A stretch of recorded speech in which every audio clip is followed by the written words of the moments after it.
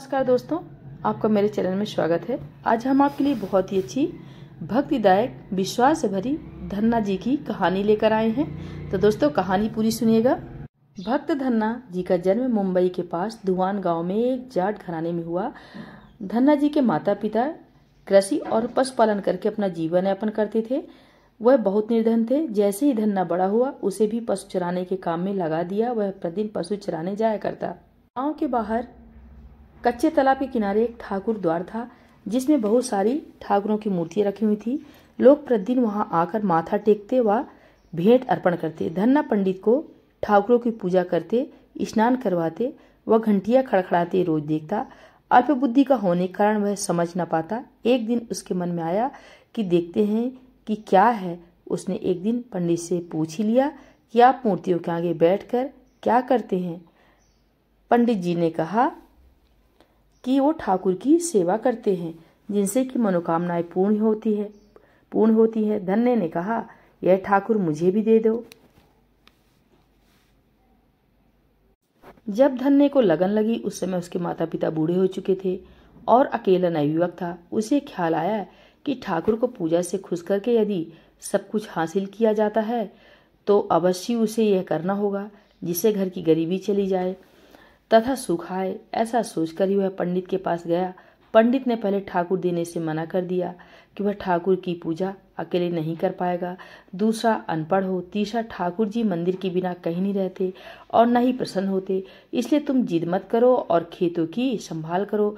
ब्राह्मण का धर्म है पूजा पाठ करना, जाट का कार्य है अनाज पैदा करना। परंतु धन्ना टस से मस नहीं हुआ। अपनी पिटाई के डर से पंडित जी ने शालिग्राम मंदिर में फालतू पड़े थे उठाकर धन्ना को दे दिया और पूजा पाठ की विधि भी बता दी। पूरी रात धन्ने को नींद न आई।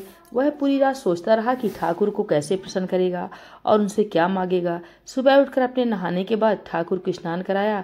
भक्ति भाव से बैठकर लस्सी व रोटी पकाई। उसने प्रार्थना की कि हे प्रभु, भोग लगाओ। मुझ गरीब के पास रोटी लस्सी और मक्खन ही है और कुछ नहीं।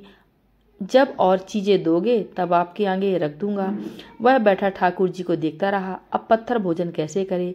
पंडित तो भोग का बहाना लगाकर सारी सामग्री घर ले जाता था, पर भले बालक को इस बात का कहाँ ज्ञान था। वह व्याकुल होकर कहने लगा कि क्या आप जट का प्रसाद नहीं खाते? दादा तो इतनी देर नहीं लगाते थे।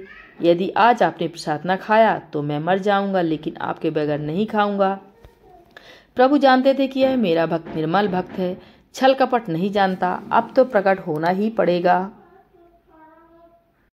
1 घंटा और बीतने के बाद धन्ना क्या देखता है कि श्री कृष्ण रूप भगवान जी रोटी मक्खन के साथ खा रहे हैं और लस्सी पी रहे हैं। भोजन खाकर प्रभु बोले, धन्य जो इच्छा है मांग लो, मैं तुम पर प्रसन्न हूँ। धन्य ने हाथ जोड़कर विनती की, भाव जो तुम्हारी भक्ति करते हैं तो उनके कार्य संवार देता है। मुझे गेहूं दाल व घी दीजिए, मैं खुश हो जाऊंगा। यदि जूता कपड़े, 7 प्रकार के अनाज, गाय या भैंस सवारी करने के लिए घोड़ी तथा घर की देखभाल करने के लिए सुंदर नारी मुझे दे दें। धन्य के वचन सुनकर प्रभु हंस पड़े और बोले, यह सब वस्तुएं तुम्हें मिल जाएगी। प्रभु बोले, अन्य कुछ? प्रभु, मैं जब भी आपको याद करूं आप दर्शन दीजिए। यदि कोई जरूरत हुई तो बताऊंगा। तथास्तु, भगवान ने उत्तर दिया। हे प्रभु, धन्ना आज से आपका आजीवन सेवक हुआ। आपके अलावा किसी अन्य का नाम नहीं लूंगा। धन्ना खुशी से दीवाना हो गया। उसकी आंखें बंद हो गई। जब आंखें खुली तो प्रभु वहां नहीं थे।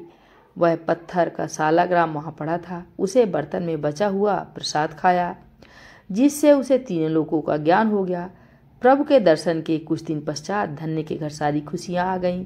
एक अच्छे अमीर घर में उसका विवाह हो गया। उसकी बिना बोई भूमि पर भी फसल लहलहा गई। उसने जो प्रभु से मांगा था उसे सब मिल गया। किसी ने धन्य को कहा, चाहे प्रभु तुम पर प्रसन्न हो, तुम्हें फिर भी गुरु धारण करना चाहिए। उसने स्वामी रामानंद जी का नाम बताया। एक दिन अचानक ही रामानंद जी उधर से निकले। भक्त धन्य ने दिल से उनकी खूब सेवा की तथा दीक्षा की मांग की। रामानंद जी ने उनकी विनती स्वीकार कर ली और दीक्षा देकर धन्य को अपना शिष्य बना लिया था। धन्ना भगवान के नाम का सुमिरन करने लगा। तो दोस्तों, ये थी धन्ना जाट की कहानी, उसके विश्वास, उसके भोलेपन की कहानी।